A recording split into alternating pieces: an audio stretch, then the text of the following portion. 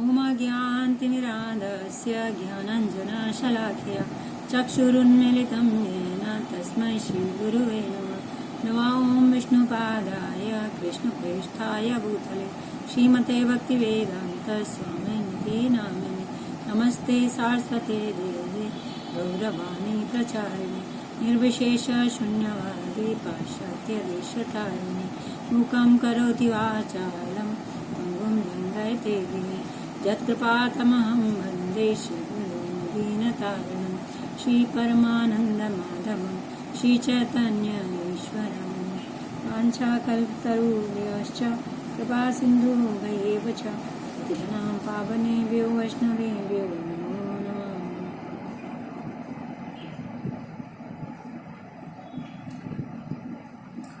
Ocean of mercy chapter 6 day 10 Bombay 22 मार्च से 4 मई 1977 के बीच के सब इंसिडेंट्स इसमें हमें मिलते हैं। तो पढ़ती हूँ इसको आगे।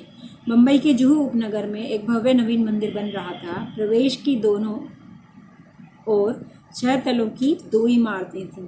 प्रवेश द्वार के सामने दाहिनी ओर की इमारत का संपूर्ण छठा तल श्रील प्रभुपाद के निवास के लिए समर्पित किया गया था। जब श्रील प्रभुपाद मंदिर पहुंचे तो उन्हें उसी पुराने अपार्टमेंट में ले जाया गया, पर उन्होंने गाड़ी से उतरने से मना कर दिया और बल दिया कि उन्हें उनके नए अपार्टमेंट में ही ले जाया जाए।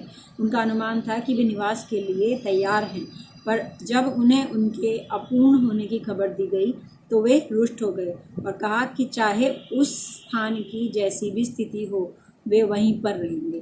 तमाल कृष्ण महाराज जो प्रभुपाद के साथ यात्रा कर रहे थे ने चालक से नए मंदिर में जाने के लिए कहा। यूं तो बड़ी इमारत पूर्ण नहीं हुई थी, पर सौभाग्य से प्रभुपाद की भाग की लिफ्ट काम कर रही थी और महाराज के साथ उन्हें 6वें तल पर ले गई।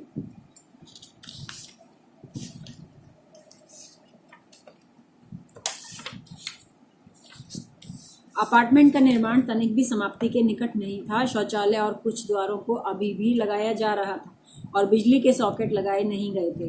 पूरा स्थल निर्माणाधीन था। फिर भी प्रभुपाद अंदर गए और एक अति सुंदर संगमरमर की मेज के पीछे आसन पर जाकर बैठ गए और यह स्पष्ट कर दिया कि चाहे निवास की स्थिति जैसी भी हो वे यहीं रहेंगे। बम्बई के भक्त, विशेषकर जुहू के मंदिर अध्यक्ष गिरिराज प्रभु और परियोजना के निर्देशक श्रीमद सुरभि स्वामी महाराज इस स्थान की अवस्था के विषय में अत्यधिक चिंतित थे, पर फिर उन्होंने तमाल कृष्ण महाराज से चर्चा की।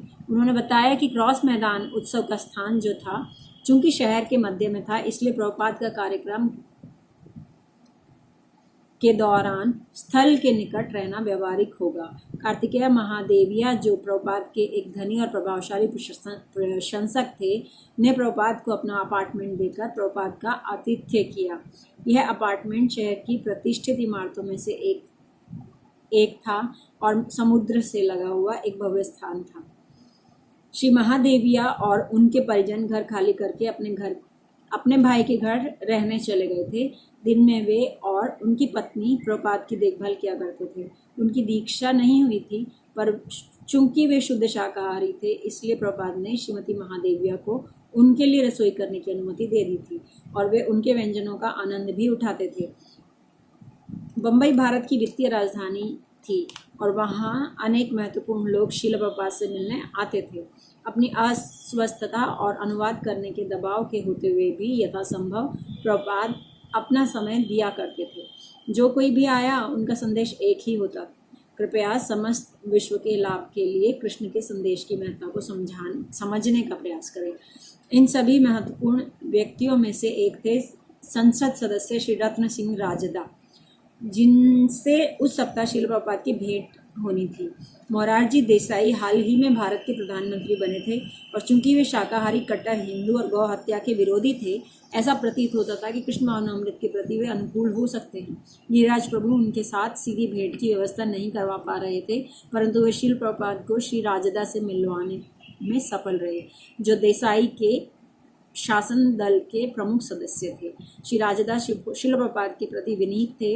शिल प्रपात ने उनसे कहा कि श्री देसाई भगवद गीता की शिक्षाओं में श्रद्धा रखते थे, इसलिए उन्हें ऐसी सरकार बनानी चाहिए जो भगवद गीता के सिद्धांतों का अनुसरण करे, क्योंकि इसके उपदेश स्वयं भगवान श्री कृष्ण ने दिए हैं। जनसमूह को भगवान के विषय में जागरूक करना यही सरकार का दायित्व है। उन्होंने कहा, यदि सरकार यह कर्तव्य निभाती है तो जनता उसका अनुसरण करेगी। यदि सरकार राम राज्य को स्थापित करने की इच्छा रखती है और अपनी इच्छा के प्रति गंभीर है तो राम को केंद्र में लाना ही होगा।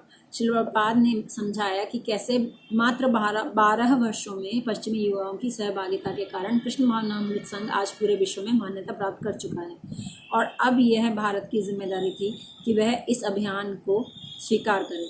उन्होंने प्रस्ताव रखा, भारत के युवाओं को कृष्ण महानामृत में प्रशिक्षित करने के लिए एक संस्था होनी चाहिए।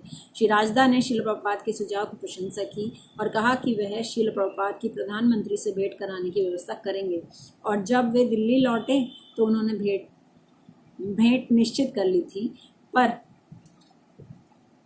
गिरिराज प्रभु से संपर्क करने पर वे सहमत हुए कि श्रील प्रभुपाद की बुरी सेहत के कारण भेंट मुंबई में ही करना ठीक होगा। श्री राजदा अपनी पत्नी, पुत्री और एक मित्र के साथ 10 दिन बाद पुनः पधारे। श्रील प्रभुपाद ने सुझाया कि जिस प्रकार अमेरिकी सरकार ने उन्हें स्थानीय नागरिकता प्रदान की थी, उसी प्रकार भारतीय सरकार 100 सक्रिय अमेरिकी इस्कॉन सदस्यों को भारत की स्थानीय नागरिकता प्रदान करे। प्रभुपाद ने उन्हें आश्वस्त किया कि ये सभी सदस्य कभी राजनीति में भाग नहीं लेंगे, केवल वैदिक संस्कृति का प्रचार करने में प्रभुपाद की सहायता करेंगे। श्री राजदा ने इस सुझाव का स्वागत किया और वचन दिया कि वे सरकार को मनाने का भरसक प्रयास करेंगे, जिससे प्रभुपाद को पूरा समर्थन प्राप्त हो। अगली सुबह एक दूसरे सांसद राम जेठमलानी श्रील प्रभुपाद से मिलने आए। वे एक सफल वकील थे जो राजनीति में प्रवेश कर बम्बई के सांसद हो गए थे। हम आरंभ से ही यह देख पा रहे थे कि श्रील प्रभुपाद के कृष्ण महानामृत के द्वारा वैश्विक आध्यात्मिकरण के प्रति उनका कोई झुकाव नहीं था। फिर भी प्रभुपाद उन्हें समझाते रहे, और अंततः जब श्री जेठमलानी जानने लगे तो श्रील प्रभुपाद ने बल दिया कि वे जाने से पहले थोड़ा प्रसाद ले लें। मुझे ऐसा लगा कि श्रील प्रभुपाद ने इस व्यक्ति की आशाहीन स्थिति देख ली थी, जिसके कारण वे उन्हें कुछ आध्यात्मिक लाभ प्रदान कराना चाहते थे। जब प्रधानमंत्री श्री देसाई बम्बई आए तो श्रील प्रभुपाद के साथ उनकी भेंट की व्यवस्था की गई, पर यह सुझाया गया था कि तमाल कृष्ण महाराज और गिरिराज प्रभु उनसे पहले मिलने जाएं, जिससे प्रभुपाद की भेंट अधिक कारगर हो सके। प्रभुपाद की तमाल कृष्ण महाराज के साथ लंबी चर्चा हुई, जिससे भेंट में निम्न बिंदुओं पर बल देना निश्चित हुआ। 100 विदेशी भक्तों के लिए स्थायी नागरिकता, वैदिक संस्कृति के शैक्षणिक संस्थानों पर सरकारी समर्थन प्राप्त करना, भारतीय जनता को प्राकृतिक परिस्थितियों में ग्रामीण जीवन यापन करने के लिए प्रोत्साहित करना, गौ हत्या को प्रतिबंधित करना और मंत्रियों में ब्राह्मण गुणों का विकास करना, जिससे वे जनता का उचित रूप से जीवन के परम लक्ष्य की ओर नेतृत्व कर सकें। दुर्भाग्य से वह व्यक्ति जो उन्हें प्रधानमंत्री से मिलाने के लिए ले जाने वाला था, उसे देरी हो गई और वे भेंट के लिए 1.5 घंटे देरी से पहुंचे, जिसके कारण प्रधानमंत्री ने उनसे भेंट करना ही अस्वीकार कर दिया। श्रील प्रभुपाद बड़े रुष्ट हुए और उन्होंने तमाल कृष्ण महाराज से पूछा कि उन्होंने क्यों प्रधानमंत्री को पूरी घटना नहीं बताई। इसके बाद प्रभुपाद ने किसी भी राजनेता के माध्यम से प्रयास नहीं किया। उस दोपहर हमारे कमरे में इस घटना से महाराज बड़े दुखी रहे। उन्हें इतनी महत्वपूर्ण भेंट का अवसर गंवा देने, श्रील प्रभुपाद को हताश करने और एक आंदोलन के रूप में इस्कॉन को लापरवाह दर्शाने का बड़ा दुख था। उन्होंने मुझे बताया था कि 1975 में श्रील प्रभुपाद की श्रीमती इंदिरा गांधी, जो उस समय प्रधानमंत्री थी, के साथ भेंट होनी थी, परंतु इससे ऐच्छिक फल प्राप्त नहीं हुआ। उसके 2 दिन पहले ही बांग्लादेश की प्रधानमंत्री शेख मुजीबुर रहमान की हत्या कर दी गई थी, जिसके कारण इंदिरा गांधी भी अपनी सुरक्षा के लिए चिंतित थी। प्रभुपाद उनके पास उनके विदेशी शिष्यों के साथ भारत में स्थानीय निवासी प्राप्त करने का प्रस्ताव लेकर गए थे और साथ ही सरकार संचालन के लिए उनके पास वैदिक शास्त्रों से कई सुझाव भी थे। पर यूं तो प्रधानमंत्री गांधी ने उनका आदर किया, पर यह भी स्वीकार किया कि वह चर्चा के लिए उचित मनस्थिति में नहीं थी। जब मैंने महाराज से पूछा कि क्या उन्हें लगता है कि कृष्ण मानवामृत के प्रचार के लिए भारत के राजनेता वास्तव में कुछ कर पाएंगे, तो उनका उत्तर था नहीं, मुझे ऐसा नहीं लगता। पर श्रील प्रभुपाद प्रयास करते जा रहे हैं, संभवतः उन सभी को कृष्ण की सेवा का अवसर प्रदान करने के लिए। इस पर मैंने कहा, अगर प्रधानमंत्री कृष्ण मानवामृत को स्वीकार भी कर लेते हैं तो वे उसे लागू नहीं कर पाएंगे, क्योंकि उन्हें अपने दल की नीतियों के अनुसार ही चलना पड़ेगा। जैसे ही वे कुछ हटकर कहते हैं, उन्हें ही हटा दिया जाएगा। यूं तो वे राज प्रधान हैं, पर उनके पास अपने आदर्शों को भी लागू करने की क्षमता नहीं है। उन्हें अपने दल के हाथों में कठपुतली की तरह ही चलना पड़ेगा। महाराज ने इसका समर्थन किया। भक्तों ने क्रॉस मैदान के कार्यक्रम के लिए लंबी योजना बनाई थी और बहुत कड़ा परिश्रम किया था। उनके द्वारा किए गए सभी आयोजन भव्यतम थे।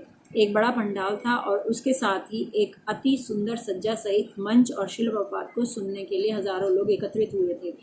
प्रभुपाद का स्वास्थ्य भी ठीक नहीं था और वे शारीरिक रूप से दुर्बल भी थे, पर जैसे ही उन्होंने बोलना आरंभ किया तो उनकी वाणी प्रबल और बैठने की मुद्रा और अधिक सीधी हो गई। उनके वाक्य सदा के समान सीधे, स्पष्ट और निर्भीक रहते थे और सभी कष्टप्रद जीवात्माओं के प्रति उनकी चिंता का प्रदर्शन करते। उनके पीछे खड़े होकर उनके प्रवचन देते समय मैं पंखे से हवा कर रहा था। मैं देख सकता था कि प्रचार करते समय वे कितने सजीव हो उठते थे। एक शाम को व्यासासन से भीड़ में देखते हुए श्री प्रभुपाद ने एक अरबी वेशभूषाधारी सज्जन को देखा। उन्होंने भवानंद महाराज को उस व्यक्ति को मंच पर लाने का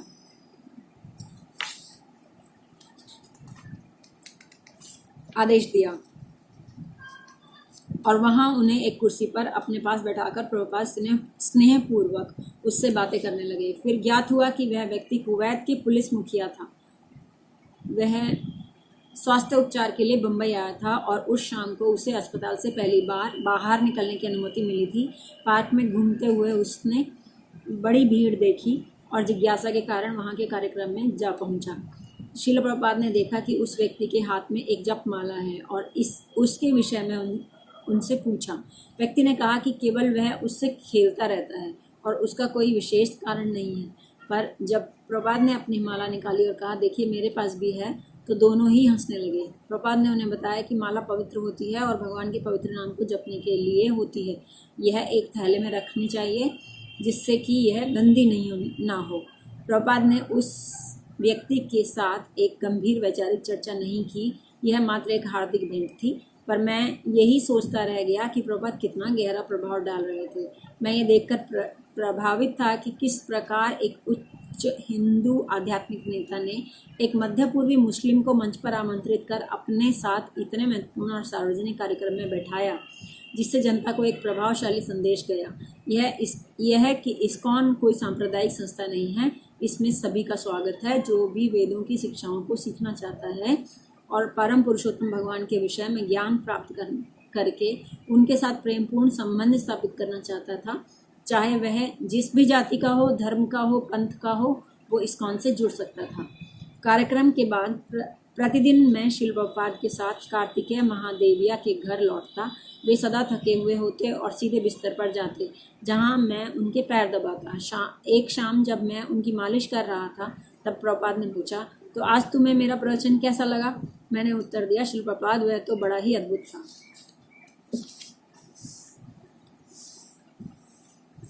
उसमें अद्भुत क्या था? मैंने सभी बिंदुओं को याद करते हुए कहा, आपने बताया था कि किस प्रकार मानव समाज में एक बुद्धिमान वर्ग होना ही चाहिए जो पूरे समाज का मार्गदर्शन करे।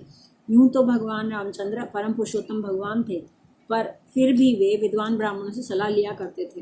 प्रशासन के सदस्यों जैसे शासक और सरकार को ब्राह्मणों से सलाह लेनी चाहिए। आपने आगे बताया कि इस्कॉन विश्व भर में ब्राह्मणों का निर्माण कर रहा है। पूरे विश्व में इसी महत्वपूर्ण मार्गदर्शन की कमी है और इसके बाद आपने बुद्धिजीवियों से इस कृष्ण मानवामृत आंदोलन को गंभीरता से लेने का निवेदन किया। भारत के पास आध्यात्मिक ज्ञान है और इसलिए भारतीयों को कृष्ण मानवामृत का प्रचार करने का दायित्व लेना चाहिए। आपने चैतन्य महाप्रभु का दृष्टांत देते हुए कहा कि भारत भूमि ते है मनुष्य जन्म यार जन्म सार्थक करी कर परोपकार। व्यक्ति जिसने मनुष्य रूप में भारतवर्ष में जन्म लिया है और उसे अन्यों के लाभ के लिए कार्य कर अपना जीवन सफल बनाना चाहिए। और फिर आपने ऊपर उपकार का वास्तविक अर्थ बताया, परोपकार लोगों को कृष्ण भावनामृत प्रदान करना। प्रत्येक भारतीय व्यक्ति को अपना जीवन सफल बनाने के लिए ऐसा ही करना चाहिए। आपने सभी व्यक्तियों को देहात्म बुद्धि त्याग देने, अपनी आध्यात्मिक चेतना में आने और एक आध्यात्मिक जीवन के रूप में स्वयं को पहचानने के लिए कहा। साथ ही आपने बताया कि सभी का आध्यात्मिक दायित्व हरिनाम अर्थात हरे कृष्ण महामंत्र का कीर्तन करना है, तभी उनके हृदय सभी प्रकार की अपवित्रताओं से मुक्त हो पाएंगे और परम पुरुषोत्तम भगवान श्री कृष्ण के साथ प्रेम पूर्ण संबंध विकसित करने के द्वारा वे अपना आध्यात्मिक परिचय समझ सकेंगे। श्रील प्रभुपाद उनके प्रवचन के मेरे ध्यानपूर्वक श्रवण से प्रसन्न जान पड़ रहे थे। उन्होंने श्री चैतन्य चरितामृत से मुझे पढ़ने के लिए कहा। मेरे पढ़ते पढ़ते वे सो गए। मैं उनके बिस्तर किनारे धरती पर बैठकर अपनी माला पर जप करता रहा। जब धमाल कृष्ण महाराज वापस आए और मुझे वहाँ बैठा देखा तो उन्होंने कहा कि मैं अब जाकर विश्राम करूं। नवंबर का बम्बई का पंडाल कार्यक्रम बहुत बड़ी सफलता रही। 8 से 10 हज़ार लोग प्रतिदिन भाग लेते और लगभग सभी ने ध्यान से सुनते हुए प्रवचन को स्वीकार भी किया। और श्रील प्रभुपाद सभी को अति उदात्त सरलता के साथ महानतम ज्ञान प्रदान कर रहे थे। बम्बई आने वाले भक्तों में से जिन्होंने मुझे विशेषकर प्रभावित किया वे थे मणिपुर के स्वरूप दामोदर प्रभु। जब एक शाम को वे श्री महादेविया के साथ श्रील प्रभुपाद के कक्ष में आए तब प्रभुपाद अग्रणी भक्तों से घिरे हुए बैठे थे, परंतु जैसे ही उन्होंने स्वरूप दामोदर प्रभु को देखा उनका चेहरा एक उज्जवल मुस्कान के साथ खिल उठा और उन्होंने ऊंची आवाज में कहा, स्वरूप दामोदर। प्रभु ने तुरंत ही प्रणाम किया और प्रभुपाद के चरण स्पर्श किए। मुस्कुराते हुए प्रभुपाद ने श्री महादेविया से उनका परिचय कराया और कहा, यह जन्म से ही वैष्णव था, पर इसने अमेरिका में मेरे संपर्क में आने पर ही वैष्णव संस्कृति को गंभीरता से स्वीकारा। यह एक प्रतिभाशाली बालक है। इसने कलकत्ता यूनिवर्सिटी से रसायन शास्त्र में स्नातकोत्तर किया है और फिर अमेरिका में यूनिवर्सिटी ऑफ कैलिफोर्निया से डॉक्टरेट प्राप्त करने गया था, पर मुझसे मिलने पर इसने अपनी सांसारिक पढ़ाई छोड़ी और एक समर्पित भक्त के रूप में इस्कॉन से जुड़ गया। प्रभुपाद ने आगे कहा, मणिपुर एक अति सुंदर स्थान है जो हिमालयों की पर्वत श्रृंखलाओं के अंतिम हिस्से में 7 पर्वतों के मध्य स्थित है। वहाँ के राजा श्री नरोत्तम दास ठाकुर के एक शिष्य के साथ संपर्क में आने पर श्री चैतन्य महाप्रभु के भक्त बन गए थे और उन्होंने अपने राज्य को एक वैष्णव राज्य में बदल दिया था। उन्होंने बंगाल से गौड़ीय वैष्णव भक्तों को आकर अपने नागरिकों को वैष्णव संस्कृति में प्रशिक्षित करने की व्यवस्था भी की थी। यह संस्कृति मणिपुर में अभी भी प्रचलित है। उनके नृत्य, गीत, पाक कला और वेशभूषा में अभी भी आरंभिक वैष्णव संस्कृति के दर्शन होते हैं। जिस प्रकार श्रील प्रभुपाद स्वरूप दामोदर के विषय में बात कर रहे थे, मैं बता सकता था कि वे उन्हें बहुत पसंद करते थे। उन्होंने आगे कहा, मैंने इसे वैज्ञानिक समाज में प्रचार करने और इस उद्देश्य के लिए इस्कॉन का विशेष अंग स्थापित करने का दायित्व दिया है।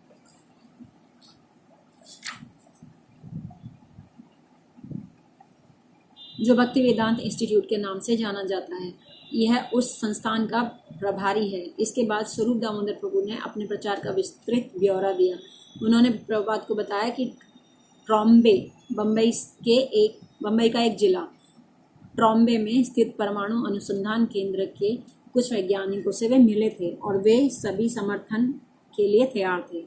भारत में वैज्ञानिकों को भी अपनी वैदिक विरासत पर गर्व था। प्रभुपाद यह सुनकर प्रसन्न हुए और पूछा कि क्या यह चर्चा रिकॉर्ड की गई थी। जब स्वरूप दामोदर प्रभु ने बताया कि चर्चा को रिकॉर्ड नहीं किया गया था तो प्रभुपाद ने उन्हें अपने साथ सदा एक टेप रिकॉर्डर रखने का या किसी और को अपने साथ रिकॉर्ड करने के लिए ले चलने का सुझाव दिया। उन्होंने बताया कि सभी चर्चाएं महत्वपूर्ण थी और भविष्य में उपयोग की जा सकती थी। श्रील प्रभुपाद ने फिर बम्बई के महत्व की व्याख्या की। उन्होंने बल देते हुए कहा कि बम्बई निश्चित ही भारत का सर्वश्रेष्ठ शहर है। सरकार को 63% कर बम्बई से प्राप्त होता है। स्वरूप दामोदर प्रभु ने कहा, कलकत्ता में भी बहुत धन है। शिल प्रपात ने उत्तर में कहा, वह सब काला धन है। सरकार को कर देने से बचने के लिए वे आमदनी की घोषणा नहीं करते।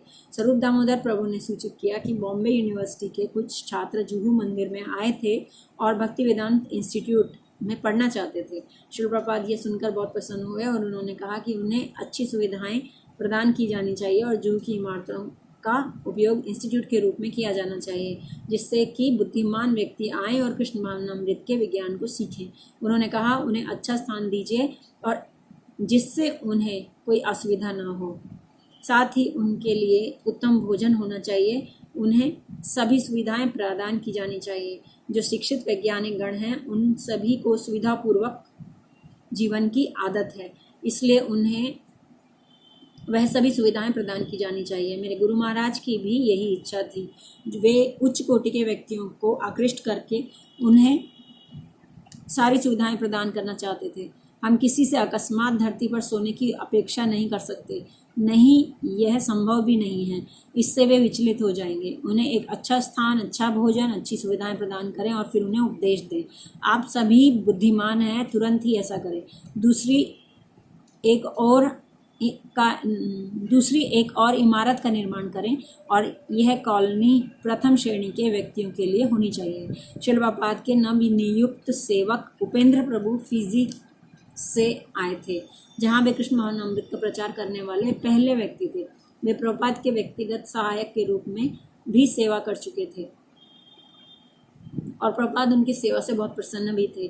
तो जब हरि शौरी प्रभु ने ऑस्ट्रेलिया को वहां पर जीवीसी का पद संभालने के लिए प्रस्थान किया, तब प्रभुपाद ने उनका स्थान उपेंद्र प्रभु को देना सुझाया। उपेंद्र प्रभु एक सजीव प्रसन्नचित्त भक्त थे और मेरी उनसे शीघ्र ही मित्रता हो गई। अमेरिका में उनकी एक पत्नी और 2 बच्चे थे, पर जब वे शिल प्रपात की सेवा में संलग्न हुए तो ऐसा लगता था मानो उन्होंने अलग ही व्यक्तित्व ले लिया हो। वे अपनी सेवा में इतने लीन हो जाते मानो वे एक दूसरे जगत में पहुंच गए हों। शिल प्रपात के प्रति उनका समर्पण उल्लेखनीय था और वे बड़े उत्साह और कार्यक्षमता के साथ उनकी सेवा करते थे। शिल प्रपात क्रॉस मैदान में संपन्न हुए कार्यक्रम से बड़े प्रसन्न थे। जब हम श्री महादेविया के घर लौट रहे थे तो उन्होंने मुझसे पूछा, तुम्हारे अनुमान में आज कितने लोग आए होंगे? मैंने कहा, लगभग 10,000। क्या तुम्हें लगता है कि वे ध्यान से सुन रहे थे और क्या मेरी बातें समझ पा रहे थे? जी हाँ शिल प्रपात, वे सचेत प्रतीत हो रहे थे और आपके प्रवचन के पूरे समय कोई भी उठकर नहीं गया।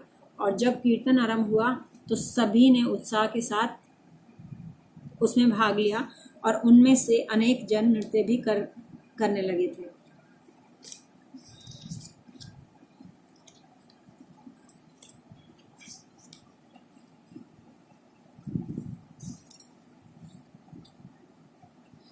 प्रभुपाद ने कहा, भारतीय कृष्ण भावनामृत के कितने निकट हैं। हमें केवल इसे उनके समक्ष उचित रूप से प्रस्तुत करना है और वे सकारात्मक प्रतिक्रिया देते हुए इसे स्वीकार कर लेंगे। जैसे ही सभी कार्यक्रम समाप्त हुए, शिल प्रभुपाद ने वापस जुहू जाने की इच्छा प्रकट की, जहां उनका नया निवास स्थान तैयार हो चुका था। उन्होंने पहुंचते ही सर्वप्रथम श्री राधा रास बिहारी के दर्शन किए। मंदिर का निर्माण अभी तक संपन्न नहीं हुआ था, इसलिए विग्रह प्रवेश द्वार के पास एक छोटे से टिन शेड में पूजे जा रहे थे। यह क्षेत्र एक बड़ा कार्यस्थल था, पर आंगन साफ कर दिया गया था और सैकड़ों भक्त शील प्रपात के स्वागत के लिए आनंद में नृत्य और कीर्तन करते हुए एकत्र हुए थे।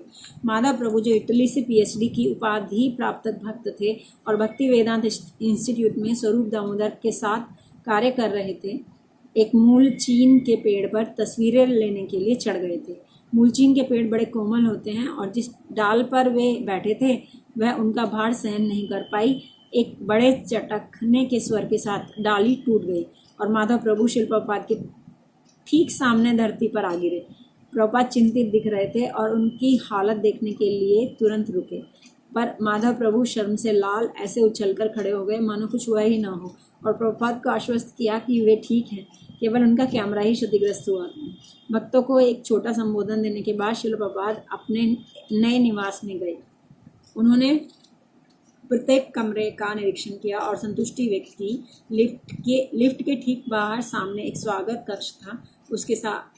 उसके साथ एक मेज थी जिस पर तमाल कृष्ण महाराज बैठते, और फिर एक अष्टकोण बैठक कक्ष था जिसके आगे चलकर एक बड़ा दर्शन कक्ष था, और वहां पर एक लंबी संगमरमर की मेज भी थी। इसके पीछे तकियों समेत एक भव्य आसन था जिस पर प्रभुपाद आसीन होते। यह कमरा दोनों ओर फैला हुआ था। दाहिनी ओर प्रभुपाद के प्रसाद लेने के लिए एक मेज और कुर्सी लगी हुई थी। उसके निकट ही हाथ धोने के लिए एक सिंक था, और बाईं ओर कुर्सी और मेज थी जिस पर वे अनुवाद करते। इस कमरे के बाईं ओर प्रभुपाद का विश्राम कक्ष था जिसमें शौचालय, स्नानघर तथा एक बैल्कनी भी थी। यहाँ से मंदिर देखा जा सकता था। दूसरे भाग में प्रभुपाद के प्रसाद लेने के स्थान के पीछे दाहिनी ओर एक रास्ता था जिसमें उनके सचिव के लिए एक कक्ष था। इसके साथ में जुड़े हुए शौचालय और स्नानघर भी थे, और साथ ही एक सुसज्जित रसोई घर भी था। मैंने सोचा कि मैं उपेंद्र प्रभु के साथ निवास करूंगा और तमाल कृष्ण महाराज को अकेले सचिव के कक्ष में वास करने दूंगा, पर महाराज ने बल दिया कि मैं उनके साथ ही रहूं, और उनके इच्छा और उनकी आज्ञा का पालन दोनों ही करने में मैं प्रसन्न था। उस दोपहर तमाल कृष्ण महाराज ने मुझे और उपेंद्र को एक साथ चर्चा करने के लिए बुलाया। शिल प्रभुपाद का स्वास्थ्य ठीक नहीं था, और महाराज ने यह स्मरण कराया कि प्रभुपाद को सतत देखभाल की आवश्यकता होगी, पर उनका कक्ष कुछ अलग सा था और वहाँ प्रभुपाद की सेवा करने के लिए कोई अन्य भक्त आने वाले नहीं थे। हम तीनों को ही शिल प्रभुपाद की देखभाल करनी थी। कम से कम हम में से एक व्यक्ति को हर समय उनके साथ रहना होगा, विशेषकर रात के समय। उपेंद्र प्रभु का समय रात 10 से 12, मेरी सेवा 12 से 2 और महाराज की सेवा 2 से 4 बजे के बीच प्रभुपाद के साथ रहने वाले भक्तों में से थी। प्रतिदिन हमारा पहला दायित्व पूरे अपार्टमेंट की सफाई करना था। उपेंद्र प्रभु प्रभुपाद का शयन और प्रतीक्षा कक्ष साफ करते और मैं स्वागत स्थान, दालान और उस कमरे की सफाई करता जिसमें मैं और तमाल कृष्ण महाराज रहते थे। कालिका माता जी, जो हमारी एक अमेरिकी गुरु बहन थी, प्रभुपाद के लिए प्रसाद बनाती और मैं उन्हें परोसा करता। श्री प्रभुपाद ने मुझे अन्य सेवाएं भी दी थी, जिनमें से एक था कि प्रतिदिन 7 बजे मुझे उनके पास दैनिक समाचार पत्रों को लेकर पहुंचना था। मैं उन्हें पहले पृष्ठ की मुख्य खबरें पढ़कर सुनाता, और अगर उन्हें कोई खबर रुचिकर लगती तो वे मुझे आगे पढ़ने के लिए कहते। मेरे पढ़ते हुए कई बार वे टिप्पणी भी किया करते। इंदिरा गांधी के शासन का पहला काल अभी समाप्ति हुआ था और मोरारजी देसाई ने प्रधानमंत्री का पद स्वीकारा था। श्रील प्रभुपाद प्रसन्न थे कि श्रीमती गांधी ने पद छोड़ दिया था। अपने शासन के समय उन्होंने राष्ट्रीय आपातकाल लागू कर दिया था और वे देश पर एक तानाशाह के समान शासन करती थी। प्रभुपाद इससे अप्रसन्न थे और उन्होंने मुझे बताया कि जब वे इलाहाबाद में थे तो इंदिरा गांधी के परिवार के सदस्यों से उनकी जान पहचान हुई थी और उन्होंने देखा था कि वे सभी बहुत पतित और चरित्रहीन थे। विशेषकर प्रभुपाद उनकी अनिवार्य नसबंदी की नीति के प्रति चिंतित थे, जो इंदिरा गांधी के पुत्र संजय गांधी ने लागू की थी। यहाँ तक कि साधुओं को भी नसबंदी कराने के लिए बाध्य किया जा रहा था। यह कार्यक्रम भारत की जनसंख्या वृद्धि रोकने के लिए लागू किया गया था। और प्रभुपाद ने कहा, वे जानते नहीं वे क्या कर रहे हैं। वे जानते नहीं कि साधुओं के प्रति ऐसे अपराध का क्या परिणाम होगा। और निश्चित ही 1980 में संजय गांधी का हवाई जहाज, जिसे वे स्वयं उड़ा रहे थे, दुर्घटनाग्रस्त हुआ और वे मारे गए। 1984 में उनके दूसरे कार्यक्रम के समय इंदिरा गांधी की उन्हीं के अंगरक्षकों ने हत्या कर दी और 1991 में उनके दूसरे पुत्र राजीव गांधी, जो स्वयं प्रधानमंत्री हुए थे, एक आत्मघाती हमले में मारे गए। पर श्रील प्रभुपाद के मोरारजी देसाई के विषय में उच्च विचार नहीं थे। उन्होंने कहा, इनके आदर्श ऊंचे हैं पर इनमें इनका संचालन करने की बुद्धि और प्रतिभा नहीं है।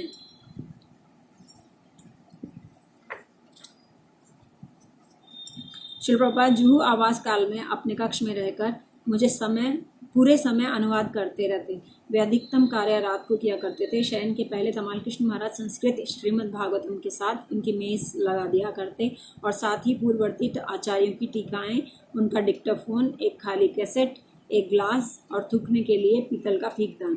श्रील प्रभुपाद ने अनुवाद आरंभ करने के लिए सब तैयारी श्रील प्रभुपाद के अनुवाद आरंभ करने के लिए सब तैयार ही था। मेरा सेवा काल मध्य रात्रि को आरंभ होता था और जब तक मैं उपेंद्र प्रभु को उनकी सेवा से मुक्त करने आता, श्रील प्रभुपाद तब भी अनुवाद कर रहे होते। वे 11 बजे और कभी कभी 10 बजे उठकर सीधे कार्य में लग जाते थे। मुझे श्रील प्रभुपाद को डिक्टाफोन में बोलते देखना बड़ा पसंद था। हर कोई नींद में रहता, केवल उनके अनुवाद और तात्पर्य की ही आवाज़ होती। एक रात प्रभुपाद ने देखा कि मैं उन्हें अनुवाद करते हुए देख रहा हूँ और उन्होंने कहा कि मैं घूरना बंद करूँ। मैं उन्हें परेशान करने के लिए शर्मिंदा था और तब से मैं दूसरी दिशा में देखते हुए एक खम्भे के पीछे बैठकर और केवल उनकी दिव्यवाणी को सुनता रहता। मैं अभी भी प्रभुपाद की भगवद गीता का बंगाली में अनुवाद कर रहा था और प्रतिदिन मैं अपने द्वारा किए गए अनुवाद को उन्हें पढ़कर सुनाता और वे मुझे इसके अनुसार उपदेश देते, मेरी गलतियां सुधारते और कभी कभी वे मेरी प्रशंसा भी करते। जब मैं चौथे अध्याय के दूसरे श्लोक का अपना अनुवाद पढ़ रहा था तो प्रभुपाद को मेरा योगो नष्टः का अनुवाद पसंद नहीं आया। अंग्रेजी शब्दार्थ में नष्टः के लिए उन्होंने स्कैटर्ड, बिखरा हुआ का उपयोग किया था, पर पूरे श्लोक के अनुवाद में अपीयर्स टू बी लॉस्ट, लुप्त जान पड़ता है, उक्ति द्वारा व्यक्त किया गया था। मैंने जो का त्यों बंगाली में इसका शाब्दिक अनुवाद कर दिया था, पर प्रभुपाद को परिणाम पसंद नहीं आया और चाहे जितनी भी बार उन्होंने मुझसे इसे बदलवाया, मैं सही नहीं कर पाया। वे मुझे सही अभिव्यक्ति बता सकते थे, पर वे मुझे अपने आप ही सही अनुवाद पर पहुंचते देखना चाहते थे। अंततः मैंने बंगाली अभिव्यक्ति नष्ट प्राय का उपयोग किया, जो लगभग लुप्त का बंगाली अनुवाद है। तब उन्होंने कहा, हाँ ये ठीक है। मैं सही अनुवाद पाने पर रोमांचित हो उठा। अंततः प्रभुपाद ने मुझे अपना डिक्टाफोन दिया और मुझसे उसके साथ अनुवाद करने के लिए कहा। उसकी रिकॉर्डिंग किसी और के द्वारा ध्वनि मुद्रित की जाती, जिससे मेरा काम गति पकड़ लेता। जैसे मैंने रिकॉर्डर उपयोग करने का प्रयास किया तो मैं अपने विचारों को संभाल नहीं पा रहा था। जब मैंने श्रील प्रभुपाद से अपनी कठिनाई के विषय में सूचित किया, तब उन्होंने आश्वासन दिया कि हालांकि आरंभ में मुझे यह चुनौतीपूर्ण लग सकता है, पर अभ्यास करने से मुझे इसकी आदत हो जाएगी और उनके आशीर्वाद और आश्वासन से जल्दी ही मुझे उसका उपयोग करने की आदत हो गई और वास्तव में मेरी गति बढ़ गई। रिकॉर्डिंग करने में एक समस्या थी कि मैं अपने अनुवाद को प्रभुपाद को पढ़कर नहीं सुना पा रहा था और मैं एक उच्च स्तर बनाए रखने और त्रुटियां न करने के प्रति चिंतित था। मैंने अपनी चिंता प्रभुपाद से कही, पर फिर से उन्होंने मेरी चिंता का हल एक कोमल आश्वासन के साथ कर दिया। उन्होंने कहा, चिंता करने की कोई आवश्यकता नहीं है। वे आश्वस्त थे कि मैं अच्छा काम कर रहा हूँ। मैं उनके विश्वास से प्रोत्साहित अनुभव कर रहा था, पर फिर भी हमारे साथ साथ कार्य करने के दौरान हमारी आंतरिक बातचीत को मैं याद किया करता था। जुहू मंदिर का निर्माण पूरी गति से हो रहा था। श्रील प्रभुपाद ने भी सुरभि स्वामी महाराज को रचना का विचार प्रदान किया और निर्माण का प्रभारी बना दिया था। वे हॉलैंड के रहने वाले उनके एक सन्यासी शिष्य थे और निपुण वास्तुकार थे। वे इस परियोजना को संपन्न करने के लिए दिन रात परिश्रम कर रहे थे। मंदिर का आकार और उसकी भव्य रचना और उसमें उपयोग किए जाने वाले उच्च गुणवत्ता के संगमरमर बम्बई में सनसनी फैला रहे थे। टाइम्स ऑफ इंडिया ने मंदिर पर एक लेख प्रकाशित किया था, जो तमाल कृष्ण महाराज ने श्रील प्रभुपाद को पढ़कर सुनाया।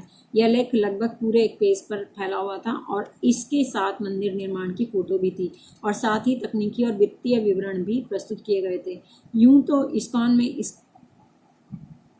तो इसमें इस्कॉन का नाम था, पर श्रील प्रभुपाद का नाम और पद उसमें नहीं दिए गए थे। प्रभुपाद ने कहा कि किस व्यक्ति ने पत्रकार को सूचना दी थी। यह ज्ञात हुआ कि पूरा लेख श्री सुरभि स्वामी के साथ एक साक्षात्कार पर आधारित था। प्रभुपाद ने उन्हें बुलाया और पूछा कि क्या उन्होंने लेख पढ़ा, और महाराज ने कहा कि उन्होंने लेख नहीं पढ़ा। प्रभुपाद ने फिर पूछा कि पत्रकार को सूचना किसने दी थी। तो महाराज ने बताया कि सूचना उन्होंने ही दी थी। प्रभुपाद ने उनसे पूछा कि लेख में एक बार भी प्रभुपाद का नाम क्यों नहीं आया। वे शांत हो गए और बिना कुछ कहे नीचे देखने लगे। प्रभुपाद ने उन्हें आदेश दिया कि जब भी इस्कॉन का नाम आए तब उनका नाम और पद उसके साथ आने ही चाहिए। अंततः वे ही इस्कॉन के संस्थापक आचार्य थे। मैं समझ नहीं पा रहा था कि प्रभुपाद को इस पदवी की इतनी चिंता क्यों थी। वे सदा इतने विरक्त रहते और कभी भी अपनी अनेकानेक उपलब्धियों के लिए श्रेय नहीं लेते थे, पर अब वे ऐसी बात पर चिंता कर रहे थे। मैंने इस प्रश्न का अधिक चिंतन नहीं किया। मैं उनके दोष देखने के स्तर पर नहीं था। वे जो भी करते वह सिद्ध था, पर फिर भी मैं ऐसा सोचता रहता। समय के साथ मैं समझ गया कि प्रभुपाद संस्थापक आचार्य के अपने स्थान पर किसी व्यक्तिगत प्रचार के लिए बल नहीं दे रहे थे, परंतु वे भी इस्कॉन संस्था की अखंडता और कल्याण के लिए ऐसा कर रहे थे। उन्होंने स्वयं बताया कि यूं तो उन्होंने श्री चैतन्य महाप्रभु के संकीर्तन आंदोलन का प्रचार 10 साल के छोटे समय में विश्व भर में कर दिया। वे प्रत्येक ग्राम और नगर में प्रचार, जैसे श्री चैतन्य महाप्रभु ने भविष्यवाणी की थी, अपने जीवन काल में नहीं कर पाएंगे। इसके लिए अनेक पीढ़ियां लगेंगी और इसलिए एक आध्यात्मिक संस्थान की स्थापना करना आवश्यक था। उनके तिरोभाव के बाद मिशन का प्रचार जारी रखने के लिए उनके अनुसार इस्कॉन की सफलता 2 कारकों पर निर्भर करेगी: सहयोगपूर्ण प्रबंधन जीबीसी और संस्थापकाचार्य का आध्यात्मिक नेतृत्व।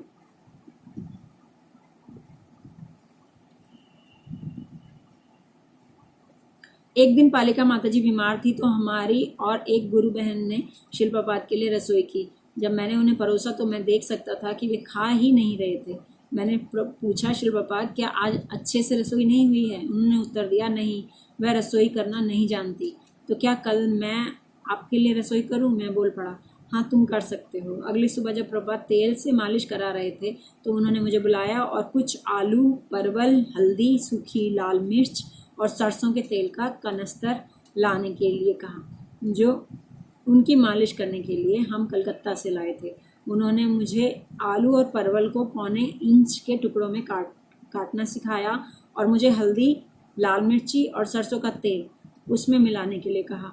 मुझे लगा कि मैंने बहुत सारा तेल डाल दिया है, इसलिए मैंने जब कनस्तर को सीधा किया, प्रभुपाद ने कहा, डालना बंद क्यों कर दिया? डालते रहो। मैं उनके आदेश अनुसार उनके रोकने तक तेल डालता रहा। फिर उन्होंने मुझे नमक और उसके साथ सब्जियों के लिए पर्याप्त पानी डालने के लिए कहा और उसे आंच पर रखवा दिया। उन्होंने कहा, पानी सूख जाएगा, फिर एक सफ़ेद धुआं आने लगेगा और चट चट की आवाज़ आने लगेगी। इस समय इसे तुम आंच पर से हटाकर ठंडा होने के लिए रख देना। हल्दी बर्तन के तले पर एक परत जमा देगी और सरसों के तेल में तल जाएगी। बर्तन की तली को चपटे चम्मच से खुरच देना। अब यह परोसने के लिए तैयार होगा। उन्होंने आगे कहा, इसे बाटी चरचरी कहते हैं। मैंने इसके साथ कुछ और पकवान भी बनाए, पर जब मैंने शिल प्रभुपाद को परोसा, उन्होंने अधिकतर बाटी चरचरी और चपाती ही खाई। शिला प्रभुपाद के प्रसाद लेने के बाद मैं उनकी प्लेटें रसोई घर में धो रहा था तो वहाँ उपेंद्र प्रभु दौड़ते हुए आए और कहा, अरे तुमने आज क्या बनाया था? शिल प्रभुपाद तुम्हारी रसोई की प्रशंसा कर रहे हैं और उन्होंने मुझे भी उसे चखने को कहा है। और बाद में दोपहर को जब तमाल कृष्ण महाराज प्रभुपाद के पत्र पढ़ रहे थे तो उनसे डिक्टेशन लेकर लौटे तो उन्होंने भी मुझे बताया कि प्रभुपाद ने मेरी रसोई को कितना पसंद किया था। अतः इस दोपहर से यह मेरी एक सेवा हो गई। एक सुबह शिल प्रभुपाद को संतरे का रस पीना था। रसोई घर में संतरे नहीं थे, इसलिए मैं बाजार से खरीदने चला गया। जब मैं लौटा और जूस बनने ही वाला था तो प्रभुपाद ने घंटी बजाई और मैं उनके कमरे में भागा। उन्होंने पूछा, संतरे का रस क्या हुआ? इतनी देर क्यों लग रही है? मैं बता सकता था कि वे नाराज थे। मैंने उत्तर दिया, बस अभी लाया शिल प्रभुपाद, और रसोई घर की ओर भागा। मैं जूस तैयार कर रहा था और घंटी बार बार बजती ही जा रही थी। उसकी ध्वनि से लगता था मानो घंटी ही गुस्से में हो। बड़ी चिंता के साथ मैंने तुरंत प्रभुपाद के चांदी के ग्लास में जूस डाला और उनकी थाली में रखकर उनके कमरे में भागा। जैसे ही मैं अंदर गया, शिल प्रभुपाद ने गरजती आवाज़ में कहा, वापस ले जाओ इसे, मुझे नहीं चाहिए। शर्म से सर झुकाकर मैंने आगे ही मैं आगे ही बढ़ता रहा। जब मैं प्रभुपाद के सामने पहुंचा तो अपने हाथ में संतरे के जूस के गिलास के साथ प्लेट को पकड़े हुए घुटनों पर बैठ गया। वे इतने क्रोधित थे कि उन्होंने कुछ समय तक जूस पिया ही नहीं, पर मैं केवल उनके सामने जूस पकड़ा बैठा रहा। अंततः मुझे बड़ी राहत देते हुए उन्होंने गिलास उठाया और पीने लगे। जब वे पी रहे थे तो मुझे याद आया कि जल्दी में मैं उनके मुंह धोने के लिए पानी का कटोरा लाना भूल गया था। मैं तुरंत ही रसोई घर में गया और पानी का कटोरा लाया।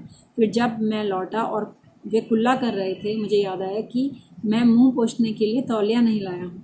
पर इस बार मैं रसोई घर में नहीं गया, केवल उनके अलमारी से एक छोटा तौलिया निकाला और उनका मुंह पोंछ दिया। प्रभुपाद ने कहा, तुम मेरी इतने अच्छे से सेवा करने का प्रयास कर रहे हो, पर फिर भी मैं तुम्हें प्राय डांटता हूँ। तुम कृपया मेरी डांट का बुरा मत मानना। देखो, जब कोई बूढ़ा हो जाता है तो वह बहुत जल्दी क्रोधित होने लगता है। मुझे श्रील प्रभुपाद द्वारा फटकारे जाने पर बुरा नहीं लगा था, पर जब वे इस प्रकार बोलने लगे तो मुझे लगा कि मेरा हृदय ही टूट रहा हो। मैं उन्हें चिंता न करने के लिए निवेदन करना चाह रहा था, पर मेरी आवाज़ नहीं निकली। मैं बोल नहीं पा रहा था। अंततः मेरे आंसू गालों पर बह निकले। मैंने धीमी आवाज़ में कहा, श्रील प्रभुपाद, मैं गलतियाँ करता हूँ, और यदि आप नहीं सुधारेंगे तो मेरा क्या होगा। वे रुके। मैं उनके हृदय की कोमलता का अनुभव कर सकता था। यूं तो हम उनके शिष्य थे, अपने गुरु से कितनी भी डांट खा सकते थे, पर अपनी कृपा का प्रदर्शन करते हुए हमारे गुरु विनम्रता के साथ खेद प्रकट कर रहे थे। यह थे मेरे महान गुरुदेव, जो करोड़ों सूर्यों से भी अधिक तेजवान थे, फिर भी इतने दयालु और विनम्र। मैंने इनसे बड़ा सुहृद नहीं देखा था। तमाल कृष्ण महाराज, उपेंद्र प्रभु और मुझे श्रील प्रभुपाद की सेवा करने में, उनकी सभी आवश्यकताओं को पूरा करने में बड़ा आनंद मिल रहा था। उनकी अस्वस्थता के कारण प्रभुपाद श्रीमद् भागवतम के अनुवाद के अलावा और किसी भी कार्य में संलग्न नहीं होना चाहते थे। इसलिए महाराज किसी और को आकर उनसे मिलने नहीं देते थे, जब तक कि वह अत्यावश्यक न हो। सैकड़ों भक्त विश्व भर से आए थे, पर प्रभुपाद के 6वें तल का अपार्टमेंट सभी की पहुंच से बाहर था। एक दिन बालकनी में मैंने सर्वभावना प्रभु को नीचे देखा। उत्साह के साथ मैं उनसे मिलने के लिए नीचे भागा। वे भी मुझे देखकर खुश हुए और हम गले मिले। उन्होंने कहा कि वे यहाँ के गृहस्थ भक्त समाज के प्रभारी बनने के लिए 10 दिन पहले बम्बई आए थे। मैंने पूछा, आप 10 दिन पहले आए और मुझसे मिले भी नहीं? उन्होंने मुझे कहा, जिस आइवरी टावर सुरक्षा हेतु एकांतीकृत कोई इमारत, जिस आइवरी टावर में तुम रहते हो, वहाँ हम साधारण भक्तों को जाने की अनुमति नहीं है। मैंने कहा, हाँ मुझे पता है, श्रील प्रभुपाद की सेहत इतनी अच्छी नहीं है, इसलिए वे केवल अनुवाद के अलावा और कुछ करना पसंद नहीं करते। उन्होंने चिंता के स्वर में कहा, हाँ, और तमाल कृष्ण महाराज उनसे मिलने वाले भक्तों को सावधानी से चुनते हैं। वे रुके और फिर कहा, मैं श्रील प्रभुपाद के लिए उपहार लाया हूँ, कुछ चांदी की कटोरियाँ और एक प्लेट, पर मुझे इन्हें उन तक पहुंचाने का अवसर नहीं मिल रहा। मैंने सर्वभावना प्रभु को आश्वस्त किया कि मैं महाराज से बात करूंगा और उन्हें आइवरी टावर में लेकर जाऊंगा। महाराज श्रील प्रभुपाद के साथ थे, इसलिए हमने उनके बाहर आने की प्रतीक्षा की और फिर मैंने सर्वभावना प्रभु का परिचय उनसे कराया और उन्हें हमारे संबंध के बारे में बताया। जब मैंने उन्हें बताया कि सर्वभावना प्रभुपाद के लिए वो कुछ उपहार लेकर आए हैं, तो उन्होंने उसे उपहार लाने के लिए कहा। उत्साहित होकर सर्वभावना प्रभु उसे लाने के लिए गए। जब हम उनके कमरे में गए तब श्रील प्रभुपाद उनके अनुवाद करने वाली मेज के पीछे बैठकर जप कर रहे थे। हमने प्रणाम किया और मैंने सर्वभावना से उनका परिचय कराया और बताया कि सर्वभावना प्रभु मुझे कृष्ण भावनामृत में लाने में सहायक थे।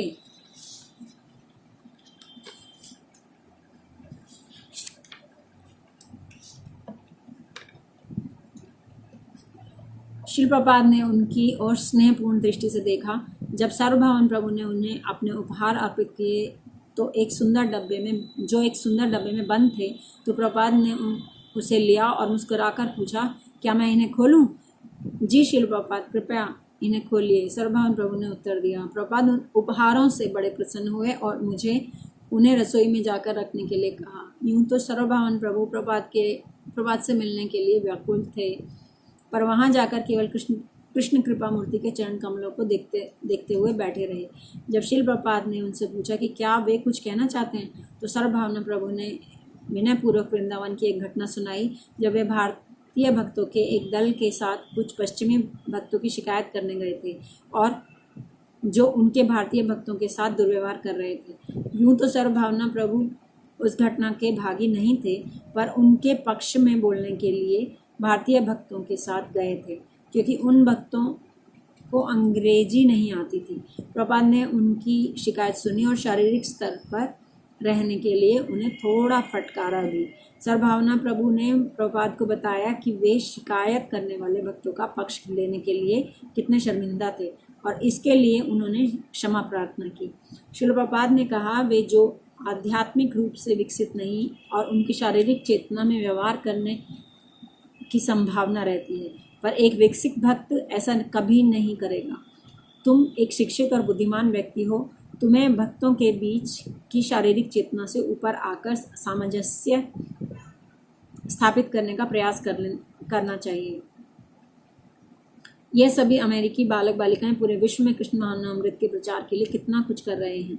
इनके योगदान और बलिदान को समझो और इनके आभारी रहने का प्रयास करो। अगर उनका व्यवहार कभी आदर्श ना भी हो तो उन्हें उसे हार्दिक आभार के साथ सहन कर लिया करो। सर्वभावना प्रभु ने विनम्रता के साथ प्रणाम किया और शील प्रभुपाद ने स्नेहपूर्वक मुस्कान के साथ उन पर कृपा दृष्टि की। एक दिन दोपहर के समय मंदिर की ओर मुख किए मैं बालकनी में प्रभुपाद के चरणों में बैठा था। उन्होंने कहा, भारत विश्व का सबसे महान देश है। यह केवल उसकी आध्यात्मिक संस्कृति के कारण ही नहीं, पर भौतिक रूप से भी यह सबसे धनी देश है। फिर भी चूंकि भारतीयों ने उनकी मूलभूत वैदिक संस्कृति को त्याग दिया है, वे सब कुछ खोकर गरीब बन बैठे हैं। चूंकि उन्होंने परम पुरुषोत्तम भगवान श्री कृष्ण को त्याग दिया है, उनकी संगिनी लक्ष्मी देवी भी उन्हें छोड़कर चली गई है। उन्होंने आगे कहा, न केवल भारत परंतु पूरा विश्व भी इतनी सारी समस्याओं से प्रभावित है, क्योंकि इस जगत के लोगों ने कृष्ण को त्याग दिया है, और जितना वह कृष्ण का त्याग करेंगे उतना ही वे कष्टप्रद होते जाएंगे। दूसरी ओर अगर वे कृष्ण को स्वीकारते हैं तो हर वस्तु उनके लिए बड़ी संपन्न और आनंदपूर्ण हो जाएगी। जब भी श्रील प्रभुपाद किसी से बात करते, विशेषकर किसी महत्वपूर्ण व्यक्ति से, तो उन्हें वे हमारी समस्याओं के वास्तविक उपायों के विषय में अवगत कराते, जो था कृष्ण महानामृत की स्वीकृति और उसका पालन। वे कहा करते, केवल कृष्ण की शरण ले लो और उनकी सेवा करने का प्रयास करो। वे आपकी हर तरह से देखभाल करेंगे और सभी आवश्यकताओं को पूरा करेंगे। लक्ष्मी देवी आपसे प्रसन्न होकर अपने चारों हाथों से धन की वर्षा करेंगी कि आप उसे अपने 2 हाथों में एकत्र भी नहीं कर पाएंगे। धमाल कृष्ण महाराज एक दिन सुबह के समय स्वरूप दामोदर प्रभु को श्रील प्रभुपाद से मिलाने लाए और उन्होंने बम्बई के वैज्ञानिक समाज में उनके प्रचार की सफलता की प्रशंसा की। प्रभुपाद सदा स्वरूप दामोदर प्रभु के कार्यक्रम से प्रभावित रहते थे और उन्हें नवीन विज्ञान के दोष प्रदर्शित करने पर सुझाव दिए थे। उन्होंने कहा, उनकी मुख्य समस्या यह है कि वे यह सरल तथ्य स्वीकारना नहीं चाहते हैं कि जीवन का स्रोत जीवन ही है। जड़ पदार्थ से जीवन उत्पन्न नहीं होता। वे पूरे जगत को दिग्भ्रमित कर रहे हैं यह कहते हुए कि जड़ पदार्थ जीवन का स्रोत है। क्योंकि उनका आधारभूत सिद्धांत ही गलत है, वे कभी भी सही निष्कर्ष तक पहुंच ही नहीं पाएंगे। वे कभी इसे सिद्ध नहीं कर पाएंगे।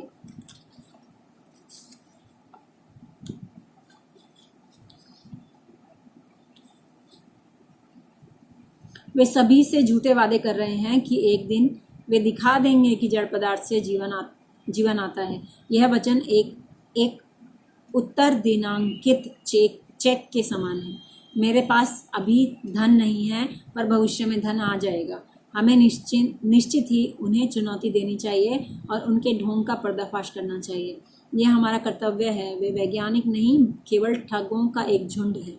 प्रभुपाद ने स्वरूप दामोदर प्रभु से पूछा कि उन्हें भक्ति वेदांत इंस्टीट्यूट को चलाने और अपने वैज्ञानिक प्रचार के लिए कितने धन की आवश्यकता होगी। स्वरूप दामोदर प्रभु पहले शांत थे और फिर कहा कि उन्हें नहीं पता। प्रभुपाद ने फिर तमाल कृष्ण महाराज से पूछा। कुछ समय सोचने के बाद महाराज ने कहा कि इस परियोजना के लिए लगभग $10,000 प्रति माह की आवश्यकता होगी। महाराज तो प्रभुपाद ने उन्हें कहा कि भक्ति वेदांत बुक ट्रस्ट को इतनी ही राशि इंस्टीट्यूट को प्रतिमास देने का आदेश करें। इससे यह स्पष्ट हुआ कि वे वैज्ञानिक प्रचार को कितना महत्व देते थे। हंसदूत स्वामी महाराज भी एक दिन शिल प्रभुपाद से मिलने आए। प्रभुपाद उनके प्रति बड़े स्नेहपूर्ण थे और बदले में वे भी बहुत ही विनम्र और विनीत थे। उन्होंने जर्मनी सरकार का सामना करते हुए कुछ कठिनाइयों की सूचना दी। उन्होंने माना कि वहाँ जर्मनी में कृष्ण भावनामृत का अत्यधिक उत्साह के साथ प्रचार करते हुए उन्होंने कुछ गलतियाँ की थी। प्रभुपाद ने ध्यानपूर्वक सुना और पूछा कि वे इस समय क्या कर रहे हैं। तो हंसदूत महाराज ने उत्तर दिया कि वे जर्मनी के भक्तों के एक समूह और कुछ नए भारतीयों के साथ प्रचार करते हुए भारत में भ्रमण कर रहे थे। प्रभुपाद ये सुनकर प्रसन्न थे, पर उन्होंने कहा कि उनके पास कृष्ण भावना विकसित करने के लिए एक विशेष क्षेत्र होना चाहिए। केवल अंधाधुंध यात्रा और प्रचार करने से सर्वाधिक प्रभाव प्राप्त नहीं होगा। उन्होंने कहावत बताई, अ रोलिंग स्टोन गैदर्स नो मोस, बहते पत्थर पर काई नहीं लगती, और कहा कि हंसदूत श्रीलंका जाकर वहां प्रचार करें क्योंकि उस क्षेत्र में कोई भी गतिविधि नहीं हो रही है। हंसदूत महाराज ने यह सुझाव स्वीकार किया और अगले ही दिन श्रीलंका चले गए। एक सुबह प्रसाद के बाद श्रील प्रभुपाद अपनी मेज के आसन के पीछे बैठे थे और उन्होंने मुझे उनकी जप थैली लाने के लिए कहा। मैं वह लेकर आया और उनके सामने बैठ गया। जैसे ही उन्होंने जप करना आरंभ किया, मैंने भी वैसा ही किया, धीरे धीरे अपना सिर हल्के से आगे पीछे हिलाते हुए, धरती पर देखते हुए। फिर उन्होंने बोलना शुरू किया। उन्होंने टिप्पणी की, लोग सोचते हैं कि कृष्ण की गोपियों के साथ लीलाएं अनैतिक हैं। नैतिकतावादी विशेषकर कृष्ण की वृंदावन लीला में भाग ही नहीं लेना चाहते, यह सोचते हुए कि लीलाएं अनैतिक हैं। उन्होंने समझाया, अगर कृष्ण की गोपियों के साथ लीलाएं अनैतिक हैं तो श्री सुखदेव गोस्वामी, जो एक नैष्ठिक ब्रह्मचारी थे और जिन्हें अपने परिवार के साथ कोई लेना देना नहीं था, जन्म लेते ही वे अपने माता पिता और परिवार से दूर चले गए थे, यह समझकर कि परिवार उनके लिए एक बंधन का कारण हो जाएगा। ऐसे सुखदेव गोस्वामी ने विस्तार के साथ वृंदावन में गोपियों के साथ कृष्ण की लीलाओं का वर्णन क्यों किया। कृष्ण की गोपियों के साथ लीलाएं अनैतिक नहीं हैं, पर उनकी नकल उतारना अनैतिक है। कृष्ण की वृंदावन लीलाएं सर्वोच्च आध्यात्मिक गतिविधियां हैं, पर जब हम उनका इस भौतिक जगत में प्रतिबिंब देखते हैं तो यह उच्चतम निम्नतम दिखाई देता है। और इसलिए जब कोई व्यक्ति, कोई मर्त्य जीव एक अविवाहित स्त्री या किसी और की पत्नी के साथ ऐसे संबंध रखता है तो यह निश्चित रूप से परम अनैतिक है, घिनौना है। नैतिकता और अनैतिकता का कृष्ण के विषय में प्रश्न ही नहीं उठता, क्योंकि उनका हर कार्य परम नैतिक, पवित्र और शुद्ध है, क्योंकि वे परम पुरुषोत्तम भगवान हैं, वे ही परम भोक्ता और परम स्वामी हैं। जब एक स्वामी अपनी संपत्ति का भोग करता है तब यह पूर्णतः नैतिक होता है। जब व्यक्ति किसी ऐसी वस्तु का भोग करने का प्रयास करता है जो उसकी संपत्ति नहीं है, वह अनैतिक होता है, पाप होता है और चोरी होती है। अन्य किसी की संपत्ति का भोग करना अनैतिक है, पर जब कोई अपनी संपत्ति का भोग करता है तो अनैतिकता का कोई प्रश्न ही नहीं उठता, क्योंकि कृष्ण परम स्वामी हैं, वे ही परम भोक्ता हुए और अन्य हर कोई उनके भोग की वस्तु है। अब यह कृष्ण के ऊपर है कि कैसे और कब वे आनंद लेना पसंद करते हैं। आध्यात्मिक जगत में कोई काम वासना नहीं है। आध्यात्मिक जगत में प्रवेश करने के लिए ही व्यक्ति को काम वासना से मुक्त होना होता है। जब तक व्यक्ति काम वासना से मुक्त नहीं होता, वह आध्यात्मिक जगत में प्रवेश नहीं कर सकता।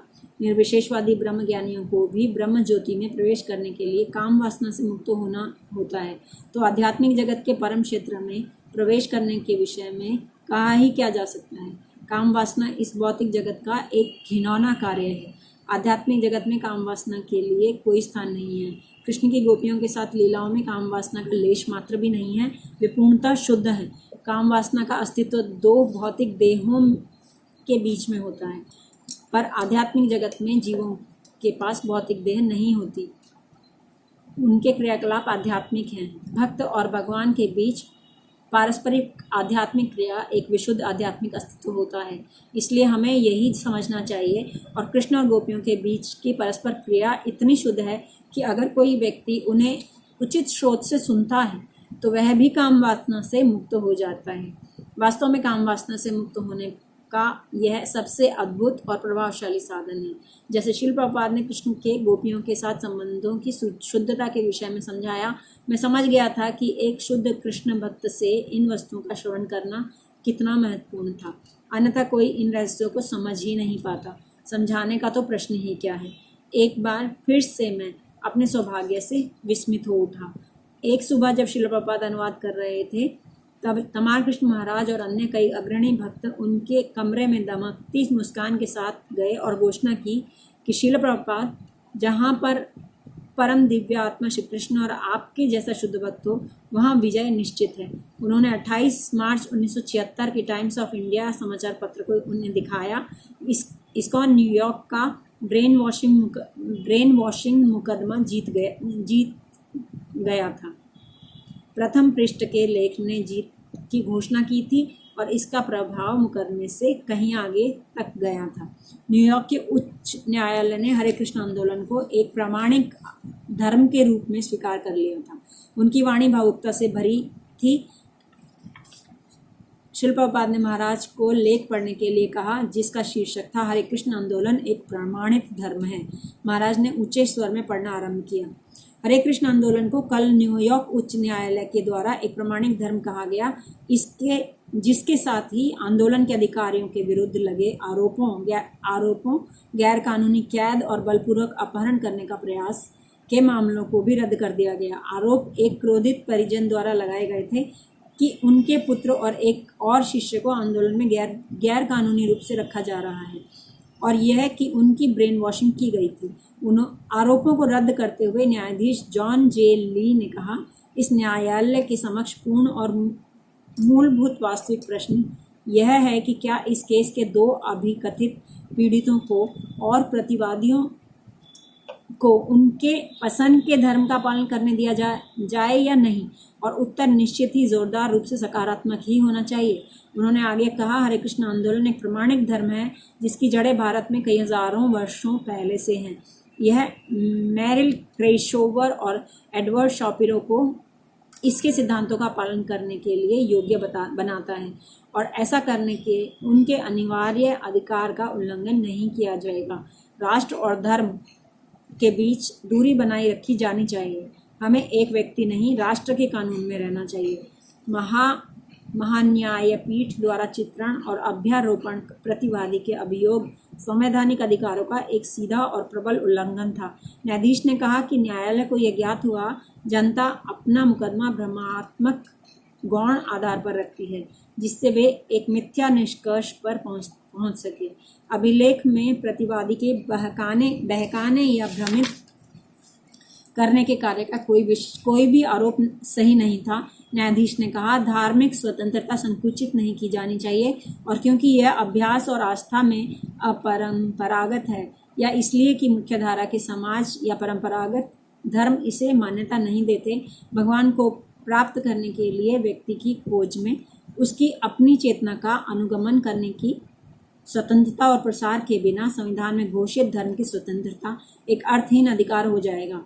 कोई भी प्रयास, चाहे वह प्रत्यक्ष अच्छे से उल्लेखित हो या नहीं, हमारे नागरिकों का सबसे आधारभूत और नित्य आवश्यक अधिकार धार्मिक स्वतंत्रता के लिए स्पष्ट खतरा होगा। श्रील प्रभुपाद ने बिना कुछ कहे गंभीरता से सर हिलाया। तमाल कृष्ण महाराज ने आगे पढ़ा, हरे कृष्ण आंदोलन पर विभिन्न गुटों द्वारा दबाव डाला जा रहा था और इस निर्णय से ऐसे कुछ उत्पीड़नों के कम होने की संभावना है जो इस आंदोलन के विरुद्ध पिछले कुछ महीनों से किए जा रहे थे। श्रील प्रभुपाद ने घोषणा करते हुए कहा, अब मेरा अभियान सफल हुआ। 1965 में मैं अमेरिका गया था और अब हरे कृष्ण आंदोलन पहचाना जा रहा है। कृष्ण सदा से समान अद्भुत हैं, वे सबसे अद्भुत हैं और सबसे अद्भुत व्यक्ति हैं और वे कोई भी अद्भुत कार्य कर सकते हैं। जय श्रील प्रभुपाद। चैप्टर 6 शेष होता है यहाँ, कल पढ़ेंगे चैप्टर 7।